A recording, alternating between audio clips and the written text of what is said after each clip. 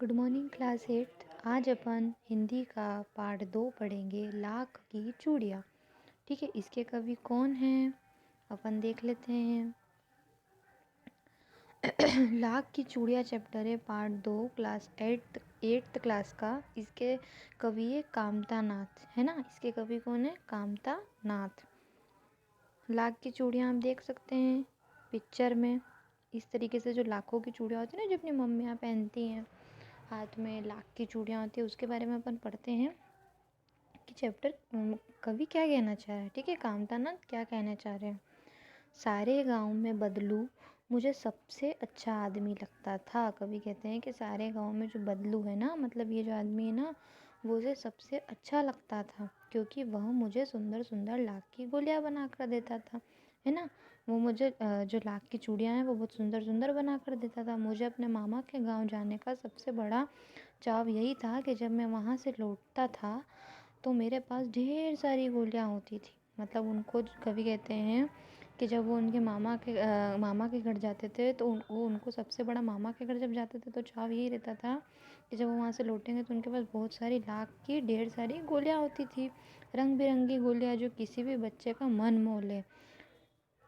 मतलब रंग बिरंगी बहुत सारी कलरफुल होती ना, कलर कलर की गोलियाँ होती थी जो किसी भी बच्चे का मन मोह लेती थी।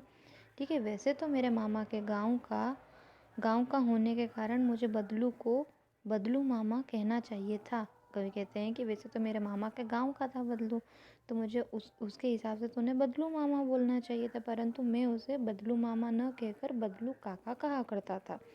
कवि क्या कहते हैं कि मैं उन्हें बदलू मामा नहीं कहता था, बदलू काका कहा करता था, जैसे कि गांव के सभी बच्चे उसे कहा करते थे। गांव के सभी बच्चे भी उसे यही कहते थे, बदलू काका। बदलू का मकान कुछ ऊंचे पर बना था। जो बदलू का मकान है वो बहुत ऊंचे पर बना हुआ था। मतलब ऊंचे जो होते हैं ना, जैसे चढ़ाव चढ़ के और थोड़ा सा ऊपर अपन जाते हैं ना, थोड़ा सा ऊंचे घाट पे, उस पे बना हुआ था। मकान के सामने बड़ा सा सहन था जिसमें एक पुराना नीम का वृक्ष था। मकान के सामने एक बहुत पुराना नीम का वृक्ष था, है ना, ओटले के पास में। ठीक है, उसी के नीचे बैठकर बदलू अपना काम किया करता था। उसी के पास, मतलब नीचे बैठकर, पेड़ के नीचे बैठकर बदलू अपना काम किया करता था। बगल में भट्टी दहलती रहती थी जिसमें वह लाख पिघाला करता था। बगल में भट्टी जो होती है ना, जो मतलब आग की भट्टी जला लेते हैं जिसपे सेव वेव बनती है, अपन देखते हैं ना बहुत सारी भट्टी जलती है, उस पे वो लाख को पिघाला करता था। सामने एक लकड़ी की चौखट पड़ी रहती थी जिस पर लाख के मुलायम होने पर वह उसे सलाख के समान पतला करके चूड़ी का आकार कर देता था। मतलब जो सामने जो चौखट पड़ी रहती थी उस पर वो लाख के मुलायम होने पर, मतलब नरम होने पर, ठंडा होने पर उसे सलाख के समान पतला कर देता था, चूड़ी का आकार बना देता था। पास में 4-6 भिन्न आकार के बेलन नुमा मुंगेरियाँ रखी रहती थी, जो आगे से कुछ पतली और पीछे से मोटी होती थी। पास में मतलब 4-6 विभिन्न प्रकार की बेलन नुमा, जो बेलन होता है ना अपने घर में, उस तरीके की बेलन जैसी मुंगेरियाँ रखी रहती थी उसके पास में, जो आगे से पतली होती थी और पीछे से मोटी होती थी। मूसली होती है ना अपने घर में, मूसली जो आगे से पतली होती है और पीछे से मोटी होती है, इस प्रकार की। जिससे क्या होता था कि किसी का नाप क्या रहता था, किसी का नाप क्या रहता था, उस हिसाब से वो लाख को सेट कर लेती थी। लाख की चूड़ी का आकार देकर वो उन्हें मुंगेरियों पर चढ़ाकर गोल और चिकना बना देता था। मैंने बोला ना आपको कि उसके ऊपर चढ़ाकर गोल और शेप की बना देता था। तब एक एक करके पूरे हाथ के चूड़ियाँ बना चुकने के पश्चात वह उन पर रंग करता था। फिर सारी चूड़ियाँ बनाने के बाद वो उन पर रंग कर देता था। बदलू यह कार्य सदा ही एक मचिए पर बैठकर किया करता था जो बहुत ही पुरानी थी। बगल में ही उसका हुक्का रहा करता था, जैसे वो बीच बीच में पीता रहता था। गांव में मेरा दोपहर का समय अधिकतर बदलू के पास बीतता। मतलब बदलू यूँ बोल रहा है कि मैं उसी पर, मचिए पर, वहीं पर बैठकर ये काम करा करता था। बगल में ही उसका हुक्का पड़ा रहता था। हुक्का होता है ना, दारू जैसा ही हुक्का होता है, उसे वो पीता रहता था बीच बीच में। गाँव में मेरा दोपहर का जो समय है एक अधिकतर, मतलब उसके बदलू के पास में बीत जाया करता था। वह मुझे लल्ला कहा करता था और मेरे पहुंचते ही मेरे लिए तुरंत मचिया मंगा देता। मतलब वो उसे लल्ला कहता रहता था और वो उसके तुरंत जाने के बाद उसके लिए मच्छियाँ मंगवा देता था। मैं घंटों बैठे-बैठे इस प्रकार की चूड़ियाँ बनाते देखता रहता था उसे, मतलब बहुत देर तक बैठे-बैठे उसको चूड़ी बनाते हुए देखते रहते थे। कवि कहते हैं लगभग रोज़ ही वह 4-6 जोड़े चूड़ियाँ बना लेता था। पूरा जोड़ा बनाने पर उसे बेलन पर चढ़ाकर उसे शेप दे देता था, जो नववधू को की कलाई के हिसाब से भी दे देता, मतलब जो नववधू पहन सके, जो अपनी मम्मियाँ भी पहनती हैं ना, कोई भी पहन सकता था। बदलू मनिहार था, चूड़ियाँ बनाना उसका पैतृक पेशा था। बदलू का ये पेशा था, है ना, चूड़ी बनाना। और वास्तव में वह बहुत सुंदर चूड़ियाँ बनाता था। उसकी बनाई हुई चूड़ियों की खपत भी बहुत थी, है ना। उसकी बनाई हुई जो चूड़ी थी वो मतलब बहुत बिकती थी। उस गांव में सभी स्त्रियां उसकी बनाई हुई चूड़ियाँ ही पहनती थी। आसपास के गांवों में लोग बाग उसकी चूड़ियाँ ले जाते थे, परंतु वो कभी भी चूड़ियों के पैसे से बेचता न था, मतलब वो कभी भी चूड़ियों के पैसे नहीं लेता था। उसका अभी उसका अभी तक वस्तु विनिमय का तरीका था और लोग अनाज के बदले उसे चूड़ियाँ ले जाते थे। मतलब लोग उसे अनाज दे जाते थे और बदले में चूड़ियाँ ले जाते थे। वस्तु विनिमय का तरीका मतलब उसका ऐसा था कि लेने देने का तरीका यह था कि लोग उसको अनाज के बदले चूड़ियाँ ले जाते थे। बदलू स्वभाव से बहुत सीधा था, मतलब, है ना। मैंने कभी भी उसे किसी से झगड़ते हुए नहीं देखा। हाँ, शादी विवाह के अवसरों पर वो अवश्य जीत पकड़ जाता था। जीवन भर चाहे कोई उससे मुफ्त चूड़ियाँ ले जाए, परंतु विवाह के अवसर पर वह सारी कसर निकाल लेता था। आखिर सुहाग के जोड़े का महत्व ही और होता है। मतलब वो कहता था, कवि कहते हैं कि शादी विवाह के अवसरों पर वो अवश्य जीत पर अकड़ जाता था। मतलब जब वो पैसे ले लेता था, जीवन भर चाहे वो सबको मुफ्त की चूड़ियाँ दे देगा, पर विवाह के अवसर की तो बात अलग ही होती है ना। सुहाग के जोड़े की तो बात अलग ही होती है। जब वो पैसे लेता था, मुझे याद है मेरे मामा के यहाँ किसी लड़की के विवाह पर जरा सी किसी बात पर बिगड़ गया था और फिर उसको मनाने में लोहे लग गए थे, मतलब बहुत समय लग गया था। विवाह में इसी जोड़े का मूल्य इतना बढ़ जाता है, मतलब विवाह में इस चूड़ी का मूल्य पैसे इतने बढ़ जाते थे कि उसके लिए उसकी घरवाली के सारे वस्त्र मिलते, ढेरों अनाज मिलता, उसको अपने लिए पगड़ी मिलती और रुपए जो मिलते सो अलग। मतलब उसकी घरवाली के लिए उसको कपड़े भी देते, बहुत सारा अनाज भी देते, पगड़ी भी मिलती और रुपए मिलते, वो तो अलग ही है। यदि संसार में बदलू को किसी बात से चिढ़ थी तो वह थी कांच की चूड़ियों से। अगर बदलू को किसी बात की चिढ़ थी तो वह थी कांच की चूड़ियों से। यदि किसी भी स्त्री के हाथों में उसे कांच की चूड़ियाँ दिख जाती थी तो वह अंदर ही अंदर कुड़कता रहता था और कभी ना कभी 2-4 बातें भी सुना देता था। अगर उसे किसी भी स्त्री के हाथ में कांच की चूड़ियाँ दिख जाती थी तो वह अंदर ही अंदर बहुत चिढ़ जाता था। मुझसे तो वह घंटों बातें किया करता रहता था। कवि कहते हैं कि मुझसे तो वह घंटों बातें किया करता रहता था। कभी मेरी पढ़ाई के बारे में पूछता रहता था, कभी मेरे घर के बारे में पूछता रहता था, कभी यूं ही शहर के जीवन के बारे में पूछता रहता था। मैं उससे कहता भी था कि शहर में सब कांच की चूड़ियाँ पहनते हैं, तो उत्तर देता था, शहर की बात और है लल्ला, वहाँ तो सभी कुछ होता है। वहाँ की औरतें अपने मर्द का हाथ पकड़कर सड़कों पर घूमती हैं। मच्छियाँ मतलब क्या होता है, जिस तरीके से आपको स्टूल दिख रहा है ना और एक हार्ट दिख रहा है ना, इस टाइप का। तो वहाँ पर वो कहते थे कि शहर की बात और है, वहाँ तो लड़कियाँ जो होती है वो अपने मर्द का हाथ पकड़कर घूमती रहती है, मतलब अपने पति का हाथ पकड़कर घूमती रहती है। और फिर उनकी कलाइयाँ नाजुक होती है ना, मतलब उनकी कलाइयाँ जो होती है वो हाथ होते नाजुक होते हैं ना, लाख की चूड़ियाँ पहने तो मोच ना आ जाए उन्हें, इस तरीके से बोलता था। कभी कभी बदलू मेरी अच्छी खातिर भी करता रहता था। जिन दिनों उसकी गाय के दूध होता वह सदा मेरे लिए मलाई बचा कर रखता था। और आम की फसल में तो मैं रोज ही उसके यहाँ 2 से 4 आम खा लेता था। परंतु इन सब बातों के अतिरिक्त जिस कारण वह मुझे अच्छा लगता था वह यह था कि लगभग रोज ही वह मेरे लिए 1-2 गोलियां बना देता था, है ना। मैं बहुधा हर गर्मी की छुट्टी में अपने मामा के यहाँ चला जाता था।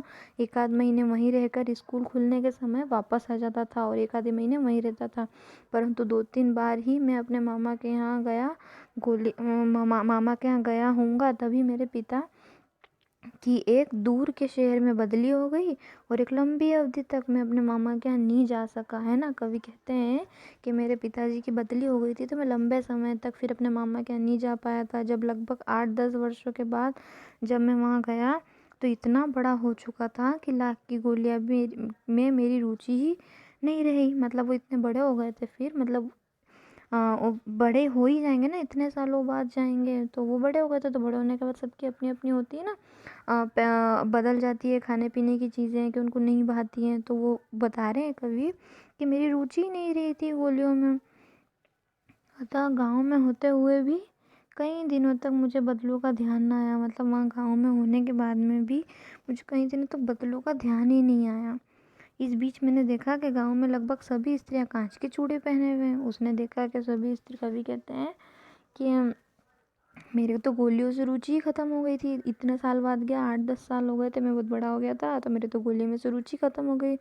फिर उसको इतनी बदलू की याद भी नहीं आई, ध्यान भी नहीं आया। फिर उसने इतने बीच देखा कि वहाँ की जो सारी औरतें थी वो कांच की चूड़ियाँ पहने हुए हैं। विरेले ही हाथों में मैंने लाख की चूड़ियाँ देखी, मतलब बहुत कम ही लोगों के हाथ में मैंने लाख की चूड़ियाँ देखी। तब एक दिन सहसा मुझे बदलू का ध्यान हो आया। जब मुझे एकदम बदलू का ध्यान आया, बात यह हुई कि बरसात में मेरे मामा की छोटी लड़की आंगन में फिसल कर गिर पड़ी थी और उसके हाथ की कांच की चूड़ी टूटकर उसकी कलाई में घुस गई और उससे खून बहने लगा। उनके जो मामा की छोटी लड़की थी वो आंगन में फिसल कर गिर पड़ी और उनको कांच की चूड़ी हाथ में घुस गई, तो उन्हें बहुत खून बहने लगा। मेरे मामा जो है उस समय घर पे नहीं थे, मुझे ही उसकी मरहम पट्टी करनी पड़ी थी। कवि कहते हैं तभी सहसा मुझे बदलू का ध्यान हो आया और मैंने सोचा कि उससे मिल आऊँ। तब उसको बदलू का ध्यान आया, कवि कहते हैं कि मुझे जब बदलू का ध्यान आया और उन्होंने सोचा कि मैं उसे मिल आता हूँ। अतः शाम को मैं घूमते घूमते उसके घर चला गया। बदलू वहीं चबूतरे पर नीम के नीचे एक खाट पे लेटा हुआ था। तो कवि ने कहा कि नमस्ते बदलू काका। तो मैंने कहा मैंने कहा नमस्ते भैया। उसने मेरी नमस्ते का उत्तर दिया और उठकर खाट पर बैठ गया। खाट पर मतलब लेटे तो उठकर बैठ गया, परंतु उसने मुझे पहचाना नहीं और देर तक मेरी ओर निहारता रहा कि पता नहीं कौन है। मैं हूँ जनार्दन काका, आपके पास से गोलियां बनवा कर ले जाता था ना। मैंने अपना परिचय दिया, फिर उसे बदलू। फिर चुप रहा, मानो वो अपनी स्मृति पटल पर अतीत के चित्र उतार रहा हो। और तब वह एकदम बोल पड़ा, आओ आओ लल्ला बैठो, बहुत दिन बाद गाँव आए हो। फिर वो पहचान गया। हाँ, इधर आना नहीं हो सका काका, मेरी चारपाई पर बैठते हुए उसने उत्तर दिया। कुछ देर फिर शांति रही। मैंने इधर उधर दृष्टि चौड़ाई, ना तो मुझे उसकी मच्छियाँ नजर आई ना भट्टी नजर आई। आजकल काम नहीं करते क्या काका, मैंने पूछा। तो बदलू बोलता है, नहीं लल्ला, काम तो कई साल से बंद है। मेरी बनाई हुई चूड़ियाँ कोई पूछे तब तो। गांव गांव में कांच का प्रचार हो गया है।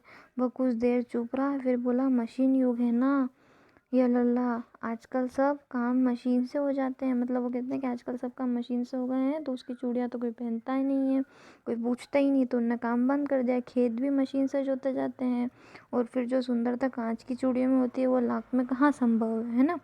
लेकिन कांच बड़ा खतरनाक होता है, बड़ी जल्दी टूट जाता है। मैंने कहा, मतलब कवि कहते हैं कि कांच खतरनाक भी होता है और जल्दी भी टूट जाता है।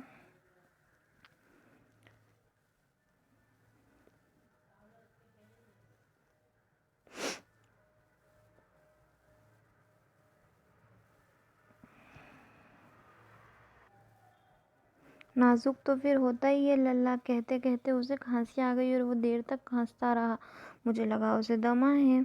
अवस्था के साथ साथ उसका शरीर ढल चुका होगा, मतलब बूढ़ा हो चुका होगा। उसके हाथों पर और माथे पर नसें उभर आई थी। जाने कैसे उसने मेरी शंका भांप ली और बोला, दमा नहीं है मुझे। मतलब जाने कैसे वो उसकी शक्ल देख के पहचान गया कि वो ऐसा सोच रहा है कि उसे दमा है। तो वो बोलता है, मुझे दमा नहीं है, फसली खांसी है, ये महीने 2 महीने में आती रहती है, 10-15 दिन में ठीक भी हो जाएगी। मैं चुप रहा, मुझे लगा अंदर कोई बहुत बड़ी व्यथा छिपी है। मैं देर तक सोचता रहा कि इस मशीन युग ने कितने लोगों के हाथ काट दिए। कुछ देर फिर शांति रही और मुझे अच्छी नहीं लगी। मतलब कुछ देर तक वो बहुत चुप बैठा रहा। बदलू तो उसे अच्छा नहीं लगा।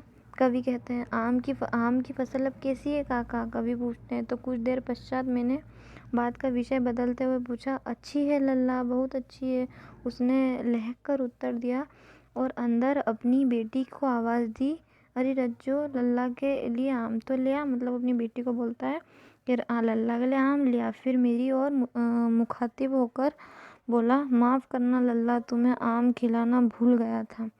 नहीं नहीं काका, आम तो इस साल बहुत खाए, वाह वाह, बिना आम खिलाए कैसे जाने दूंगा। तो बदलू बोलता है कि बिना आम खिलाए मैं कैसे जाने दूंगा।